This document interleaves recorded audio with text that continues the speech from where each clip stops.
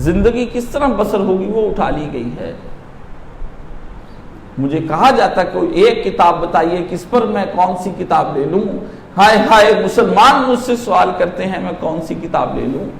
اللہ اللہ مسلمانوں، اس سے بڑی دنیا میں کون سی قیامت آئی ہوگی کہ اللہ کا نبی یہ کہے کہ دنیا میں ایک ہی کتاب چھوڑ کر جا رہا ہوں، اور مسلمان یہ کہیں کہ ہم اس کتاب کی بجائے کچھ اور کتاب دیجیے۔ اللہ اللہ اللہ، پیارے رسول صلی اللہ علیہ وآلہ وسلم، جو کتاب آپ نے وہ ہم نہ لیں، جو دنیا کے نام نہاد مصنفین دیں اس کو پڑھ پڑھ کر مسلمان اور ان کی اولادیں جھومیں۔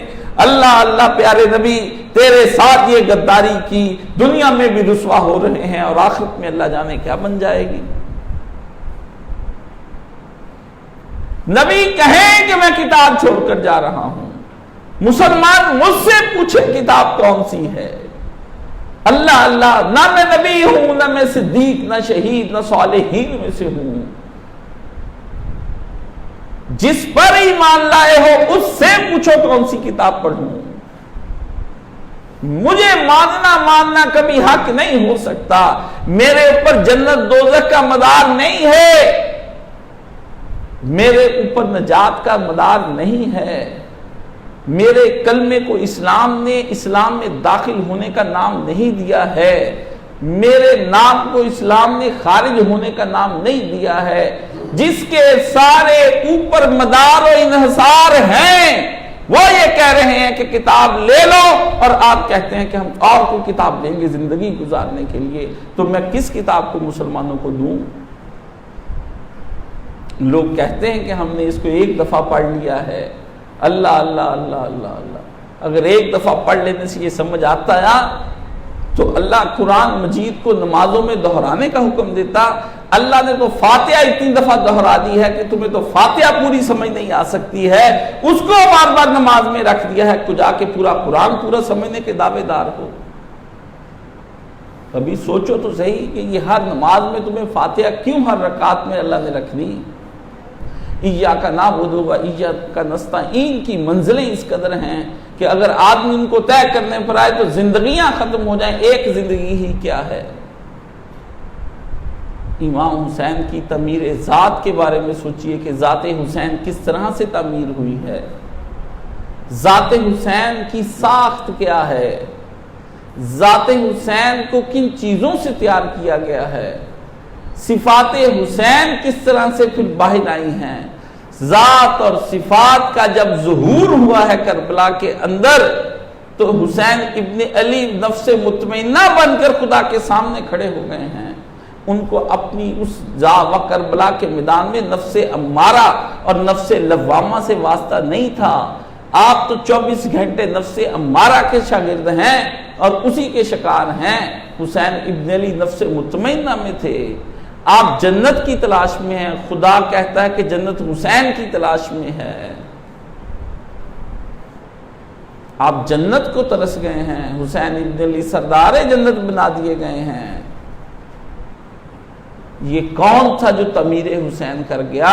اسی لیے یہ کہتا ہوں کربلا کے بارے میں ہے خون جگر کا۔ خون جگر غالب نے کہا تھا ہے خون جگر جوش میں دل کھول کے روتا، ہوتے جو کوئی دیدہ خونابہ فشاں۔ اور اس نے کہا کہ میرے دل میں اتنا کرب ہے، میرے جگر میں اس قدر رونا روتا ہے کہ میرا جی چاہتا ہے دل کھول کے روں، پر میری یہ دو آنکھیں جو ہیں یہ فقط دو ہیں۔ اتنا میرے دل میں غالب نے کہا درد ہے کہ میں کھل کے رو بھی نہیں سکتا کیونکہ آنکھیں دو ہیں، آنکھیں دو ہیں۔ یہ تو لاکھوں لامحدود آنکھیں چاہیے جو حسین ابن علی پہ روئیں، کربلا پہ روئیں۔ کجا کہ ان مولویوں کی آنکھیں جو تو آنسوؤں سے خشک ہیں، ان کے چہرے پہ تو مسکراہٹیں نہیں بنم سکتی ہیں، کجا کہ یہ روئے۔ ان کے کری اور مکروہ چہرے جا کر دیکھیں جس کے اوپر سختی اور کثافت قلبی اور شکاوت جسمانی کا روب ہے، سنگ دلی ہے ان کے چہروں پر جو ان کے چہروں پہ عیاں ہے۔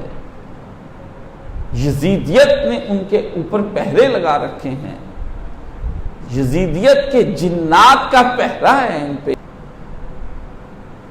عزیزان گرامی، حسین ابن علی کی شخصیت کی تعمیر سمجھنے کی کوشش کریں، ان کی ساخت دیکھیں، ساخت کس چیز سے حسین ابن علی بنے ہیں، پھر آپ کو سمجھ آئے گا کہ حسین ابن علی اس طرح کربلا کے میدان میں کھڑے ہیں اور کیوں دوبارہ سے قوم حسین ابن علی نہ پا سکی، کیونکہ قوم حسین ابن علی کی تربیت نہیں کر سکی، کیونکہ علی نہیں ہیں، فاطمہ نہیں ہیں، خدیجہ نہیں ہیں، محمد رسول اللہ صلی اللہ علیہ وآلہ وسلم نہیں ہیں، قرآن کے ساتھ تمہارا لگاؤ نہیں ہے، اللہ کے دین کی تمہاری زندگی میں کوئی ترجیح نہیں ہے، تم بہادروں کے قصے سننا چاہتے ہو لیکن بہادر بننا نہیں چاہتے، تم صالحین کے قصے سننا چاہتے ہو لیکن صالحین بننا نہیں چاہتے، تم صدیقین کے قصے سننا چاہتے ہو، صدیق تم بننا نہیں چاہتے، فاروق کی مینجمنٹ کے قصے سننا چاہتے ہو، فاروق کی مینجمنٹ نہیں کر سکتے، عثمان کی دولت کو قصے سناتے ہو مگر عثمان کی طرح مال نہیں لوٹاتے،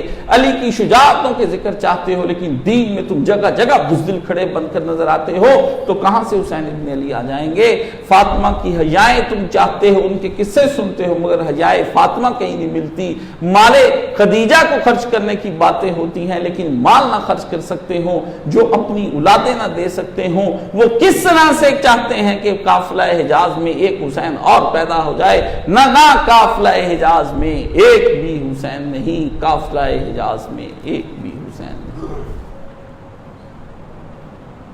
بڑے بڑے جلسے کرو جمہوریت کے نام پر، پارلیمنٹوں میں قانون پاس کر دو، اتھارٹی رحمت للعالمین کے نام پر جو مرضی کر لو، جو مرضی کر لو، دیے بھی جلیں گے، جھنڈیاں بھی لگیں گی، میٹھا بھی بٹے گا، مسلمان باجے بھی بجائیں گے، آپ ہی کے پتر ہوں گے، آپ ہی کی بیٹیاں ہوں گی، آپ کے ہی پوتے ہوں گے، آپ کے ہی نواسے ہوں گے، آپ کی ہی عورتیں ہوں گی، رسول اللہ کے روضے کی شبیہیں بنیں گی، بیت اللہ شریف کے روضے کی شبیہیں بنیں گی، پورے شہر میں گھمایا جائے گا، سڑکوں پر پہاڑیاں بنیں گی، چوری کی اینٹوں سے تمہارے بچے پہاڑیاں لوگوں کی اٹھا کے بنائیں گے اور بجلی کے کمکمے لگائیں گے، کفار کے لائے ہوئے کھلونوں سے اس کو سجائیں گے اور تم لوگ ان کو چندے دو گے، جلمل جلمل کرتی ہوئی تمہاری گلیاں ہوں گی، سجے ہوئے تمہارے مکان ہوں گے۔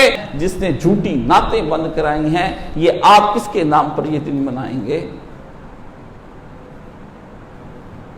عزیزو، حسین کو تلاش کر لو اگر تمہیں کہیں ملتے ہیں۔ حسین نے سب سے پہلے وہ کفر کی زندگی کا ترک کیا ہے اور اپنی زندگی کی ایک حکمت عملی بنائی تھی کہ مجھے فقط خدا کا بندہ بن کر جینا ہے،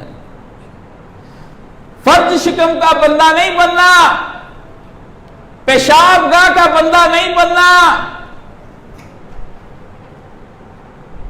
حیض گاہ کا بندہ نہیں بننا، نفاس والی جگہ کا بندہ نہیں بننا،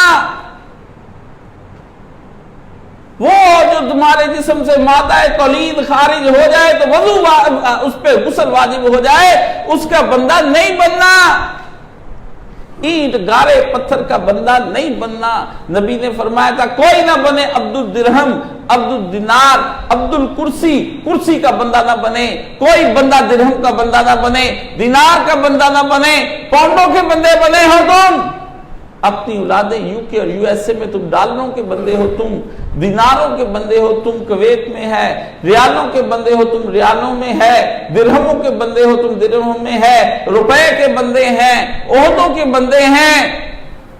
عبداللہ بننا مشکل ہو گیا، شکم کے بندے ہو گئے، کھاتے کھاتے دانت گھس گئے، شوگریں ہو گئی، بی پی ہائی اور بلڈ پریشر اور ہائپرٹائٹس ہو گئے، جگر فیل ہو گیا، گردے تباہ ہو گئے، ٹانگیں چلنے سے معذور ہو گئی، دماغ کے اندر بولنے چالنے کی سکت نہ رہ گئی۔ کھاتے کھاتے کب تک تم اسی طرح زندگی میں جانوروں کی طرح جگالی کرتے ہوئے چلے جاؤ گے؟ خوشبوؤں کے بندے ہو، کپڑوں کے بندے ہو، مکانوں کے بندے ہو، سواریوں کے بندے ہو، نوکروں چاکروں کے بندے ہو، عورتوں کے بندے بن گئے ہو، خوبصورت اولادوں کے بندے ہو، اپنے عہدوں پر بیٹھی ہوئی اولادوں کو خوشیوں سے تکنے والے بندے ہو، وہ جو ان کے عہدے ہیں یہ سارے جہنم کے عہدے ہیں۔ تم نے حقیقت کو پایا نہیں، کاش حقیقت کی جو چشم بصیرت سے تم دیکھتے۔ یہ لڑکے ہیں تمہارے جن کو تم بلند عہدوں پہ دیکھتے ہو، دراصل یہ جہنم کی گہرائیاں، اتھاہ گہرائیاں ہیں جہاں تمہارے لڑکے گر رہے ہیں اور تمہاری لڑکیاں گر رہی ہیں۔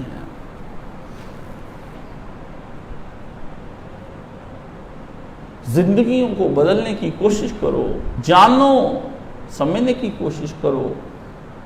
یا الہی ہمیں حسین سے سچی محبت کرنے والا بنا۔